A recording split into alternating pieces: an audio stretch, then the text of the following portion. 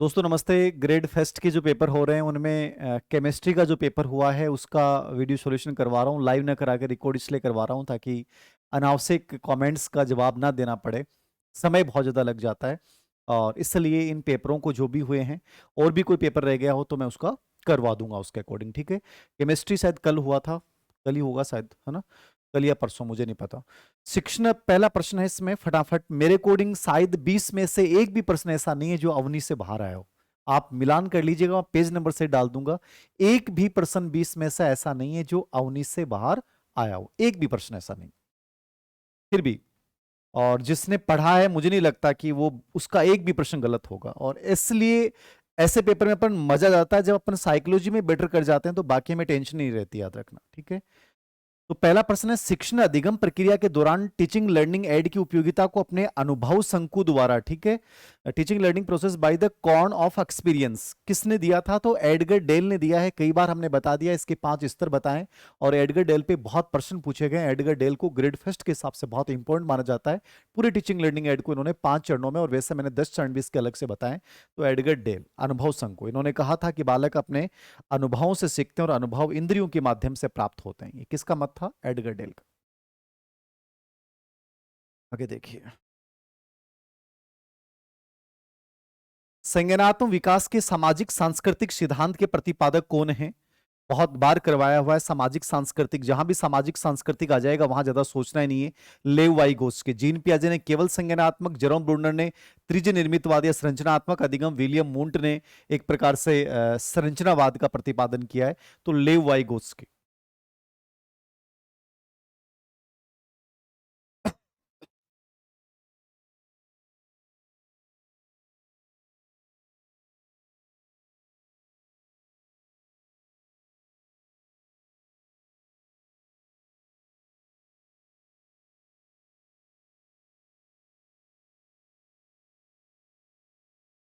अगला प्रश्न देखिएगा, निम्नलिखित में से कौन सा हल्का, विच of the following is not the correct formula for systematic behaviour theory of हल? ठीक है। तो हल का जो सिद्धांत है, किताब में चौथी लाइन में शायद लिखा हुआ होगा कि हल का सिद्धांत SOR सूत्र पर आधारित है, स्टुम्बलिश ओरिजिन रिस्पॉन्स। ठीक है। ये वैसे दिया तो वुडवर्थ ने था। किसने दिया था? वुडवर्थ ने। बट इसका प्रयोग किसने किया था? CL हल ने किया था। तो SOR सूत्र किसका दिया हुआ है, याद रखना है। कौन सा अधिगम सिद्धांत इस पर आधारित है? तो CL हल का सिद्धांत। कौन सिद्धांत? CL हल का जो प्रबलन सिद्धांत है, प्रणालीबद्ध व्यवहार सिद्धांत है, वो SOR पे आधारित है। जो स्पेशली किसने दिया था? वुडवर्थ ने दिया था। बट आधारित उद्दीपक प्राणी अनुक्रिया बोलते हैं इसको। हर चीज लिखी हुई है। अगला प्रश्न है, कौन सा मानसिक रूप से स्वस्थ व्यक्ति की विशेषता नहीं है? Which of the following is not the characteristics of mentally healthy person? ठीक है। इमोशनल बैलेंस होगा, सोशली एडेप्टेबल होगा, इम्पेशेंस होगा, ऑप्टिमिस्टिक आउटलुक होगा। इम्पेशेंस हो जाएगा अधीरता। ठीक है। अधीर नहीं हो सकता। सामंगिक संतुलन सही है, सामाजिक रूप से अनुकूलनीय ठीक है, आशावादी दृष्टिकोण सही है। तो तीसरा ऑप्शन, छठा या सातवां बिंदु में लिखा हुआ है धीरता किताब में। केमिस्ट्री में जिसने अमोनिया कोर्स लिया है, मुझे नहीं लगता कि 20 में से एक भी गलत होगा, और गलत है तो इसका मतलब वो बच्चा ध्यान नहीं देता है।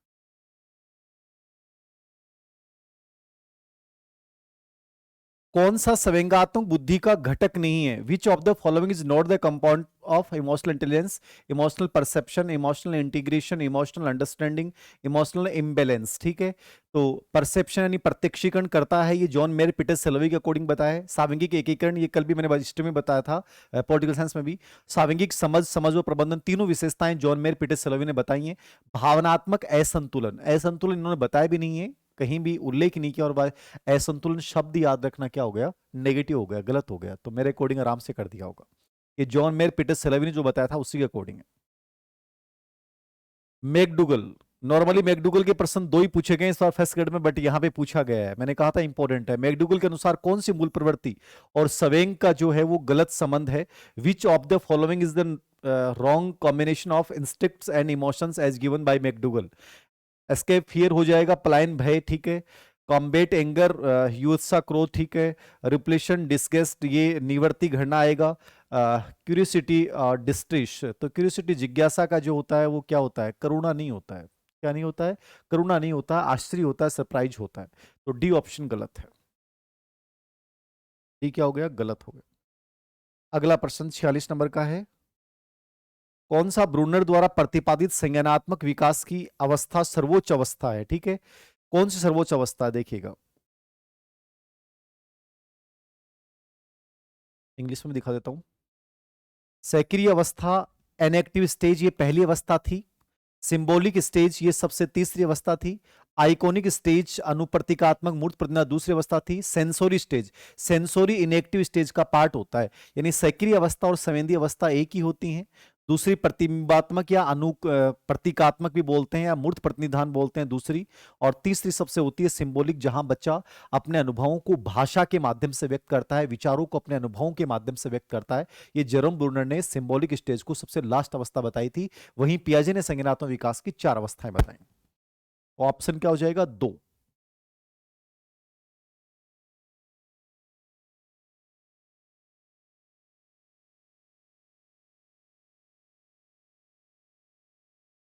वह शिक्षण व्यू रचना, वह शिक्षण व्यू रचना जिसमें कक्षा में विभिन्न बुद्धि स्तर के विद्यार्थी मिलकर छोटे छोटे समूह में रहकर अधिगम करते हैं। बहुत इजी प्रश्न है। पद अधिगम, मस्तिष्क उद्वेलन, सहकारी अधिगम, पदानुक्रमिक। तो कोऑपरेटिव लर्निंग में बच्चे अलग अलग समूह में बंटकर और समस्या का समाधान करते हैं और प्रतिस्पर्धा रहित वातावरण में करके सीखते हैं, अनुकरण द्वारा सीखते हैं, अभ्यास द्वारा सीखते हैं, जिज्ञासा विधि से सीखते हैं, एसटीएडी विधि का प्रयोग करते हैं। तो सी ऑप्शन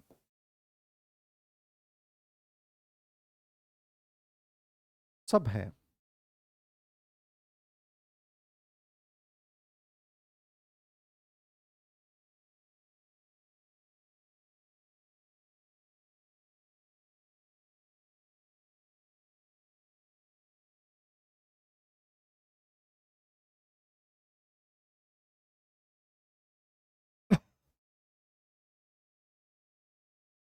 इतने बड़े पेपर में पर्सन ढूंढना भी मुश्किल होता है। कल पॉलिटिकल साइंस में 2% रह गए, बाद में देखा कि रह ही गए, वो पता ही नहीं चला कहाँ निकल जाता है। इसलिए पर्सन छूट जाते हैं कई बार। साइकोलॉजी में मैंने सोचा कि 15-16 आए हैं, पॉलिटिकल में 18 थे पर्सन, और वो 2% छूट गए। इसके फोल्डिंग का था, और एक और था प्रणाली उपागम वाला।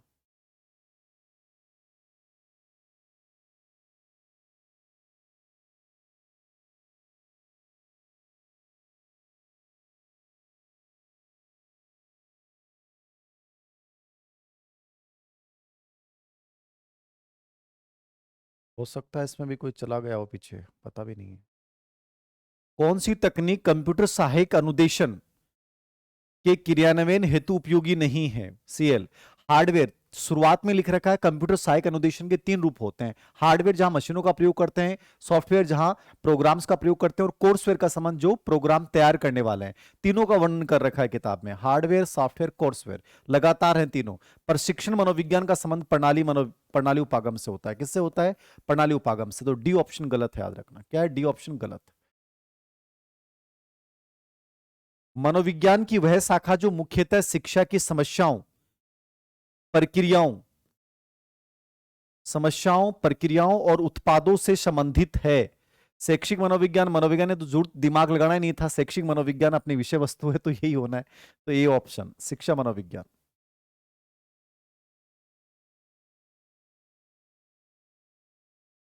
सीखने के लिए कौन सा दृष्टिकोण ये मानता है कि लोग सक्रिय रूप से अपना ज्ञान संरचित करते हैं? एक वर्ड आ गया, संरचित मतलब निर्माण करना।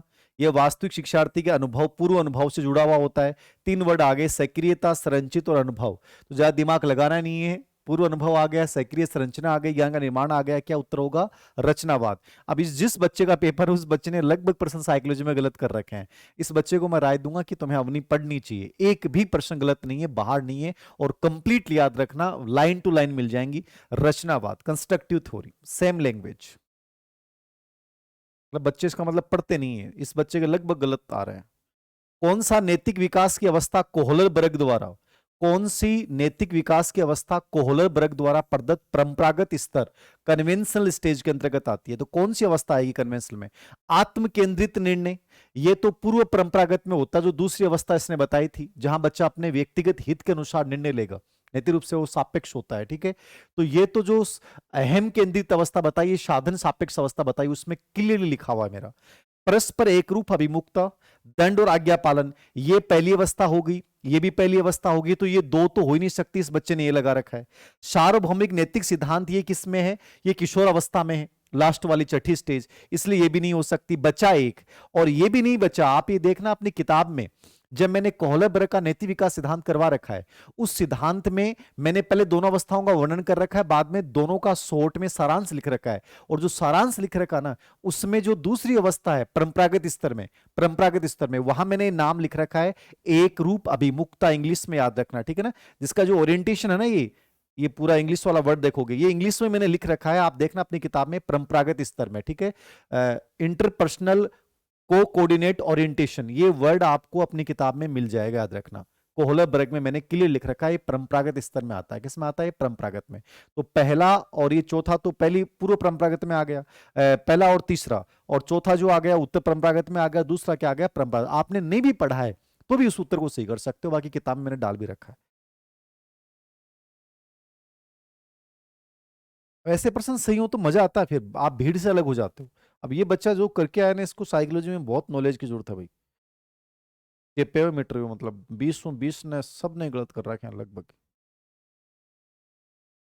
इसको सजेस्ट करना आप।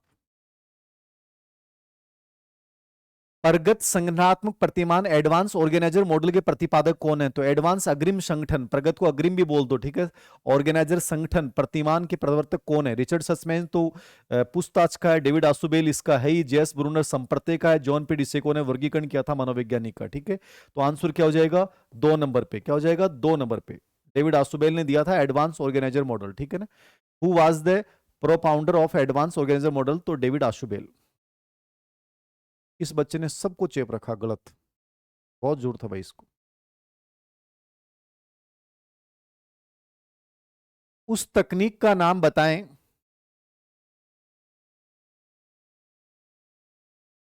उस तकनीक का नाम बताएं जो सूचना से जुड़ी हुई गतिविधियों को नियोजित करती है, जिसमें गतिविधियों में डाटा का एकत्र करना, उनका प्रसंस्करण करना, स्टोरेज करना, प्रेजेंट करना। मैंने चारों कार्य लिख रखे हैं कि सूचना व संचार तकनीकी के 4 कार्य, process of data, collection of data, extend of data, ठीक है, ये पूरा लिख रखा है।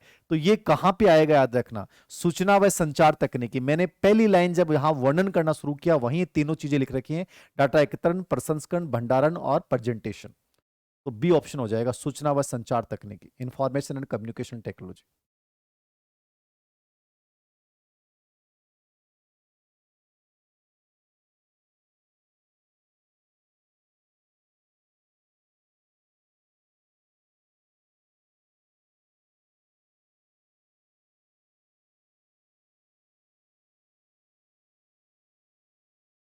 ये अच्छा प्रश्न है, बहुत सा प्रश्न। संप्रेषण की विशेषता नहीं है, संप्रेषण डायनेमिक होता है, गतिशील होता है, डायनेमिक सही है, कंटिन्यूअस होता है, अविराम है, रुकता नहीं है, याद रखना।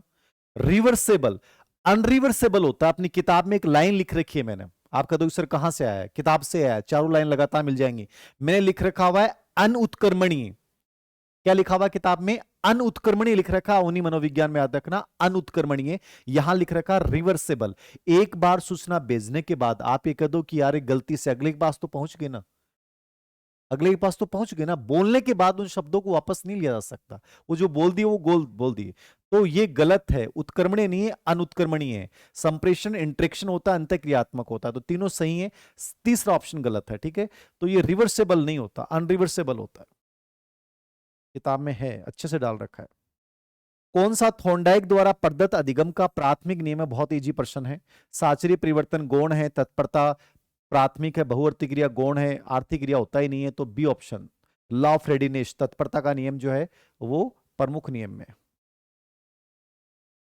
लॉ ऑफ रेडीनेस क्या है, प्रमुख नियम।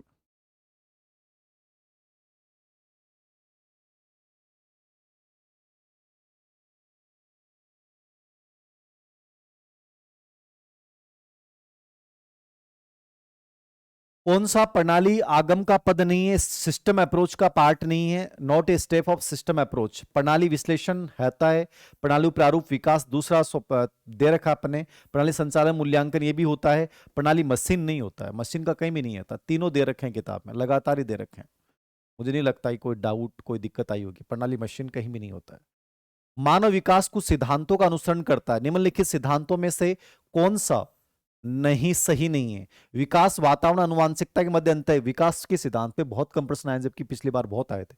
विकास सतत प्रक्रिया भी सही है। विकास विशिष्ट सामान्य गुण चलता है। विकास के विभिन्न पक्ष अंतर संबंधित होते हैं। मतलब इस बच्चे ने सब गलत कर रखे हैं। विकास के विभिन्न पक्ष अंतर संबंधित होते हैं, सही है। विकास सतत है, ये भी सही है। विकास विशिष्ट से सामान्य नहीं होता, विकास क्या होता है? सामान्य से विशिष्ट। अब इसलिए मैं कहता हूं कंपटीशन बहुत आसान है। अब देखो ऐसे बच्चे हैं कि इसने लगभग साइकोलॉजी में गलत कर रखे हैं, पता नहीं कहां पढ़ के आया ये।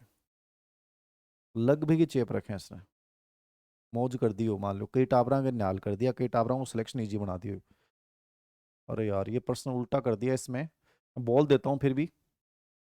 कौन सी पूछताछ प्रशिक्षण प्रतिमान की संरचना की द्वितीय अवस्था है? पूछताछ प्रशिक्षण प्रतिमान की सेकेंडरी अवस्था कौन सी है? बोल के बता रहा हूं, इंक्वायरी ट्रेनिंग मॉडल की। ठीक है, तो समस्या का सामना करना, समस्या का सामना करना तो पहली अवस्था होती है। क्या होती है?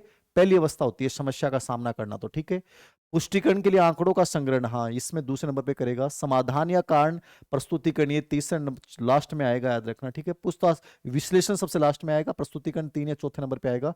ये आएगा आंकड़ों का संग्रह, बी ऑप्शन हो जाएगा आंकड़ों का संग्रह। सबसे पहले समस्या का सामना करना और दूसरा नंबर पे आंकड़ों का संग्रह करना, तो ये हो जाएगा ऑप्शन के अकॉर्डिंग। बाकी भाषा चेंज होती है, दूसरा ऑप्शन हो जाएगा आंकड़ों का जो संग्रह है वो इसका सेकंड स्टेप करना आपको। बाकी तो मेरे अकॉर्डिंग हो गए होंगे 20% ठीक है शायद।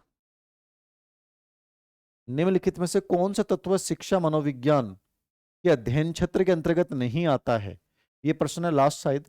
शिक्षा मनोविज्ञान के अध्ययन क्षेत्र के अंतर्गत नहीं आता है तो सीखने की प्रकृति आएगी, मानव व्यक्ति के अभिवृद्धि और विकास आएगा, व्यक्तिक भेद आएंगे, मानसिक रोग नहीं आएंगे। मानसिक रोग के लिए नैदानिक मनोविज्ञान अलग होता है, शिक्षा मनोविज्ञान का विषय नहीं है मानसिक रोग। ठीक है, तो डी ऑप्शन गलत है, मानसिक रोग नहीं आएंगे, बाकी सब सही है। ये 20% है केमिस्ट्री फेस्टगढ़ में, एक भी प्रश्न अवनी से बाहर नहीं है। और जिन्होंने 20 से 20 किए हैं वो बधाई के पात्र हैं, मुझे लगता है वो भीड़ से अलग हो गए, मतलब केमिस्ट्री में बेस्ट कर जाएंगे वो। और जिस बच्चे ऐसे बच्चे जिनके मतलब 20 में से शायद 3 या 4 मुश्किल से इस बच्चे के सही होंगे। और अधिकतर भीड़ ऐसी होती है, याद रखना। पेपर आसान मीडियम भी हो तो भी बच्चे इतना गलत करके आ जाते हैं। तो थैंक यू वेरी मच।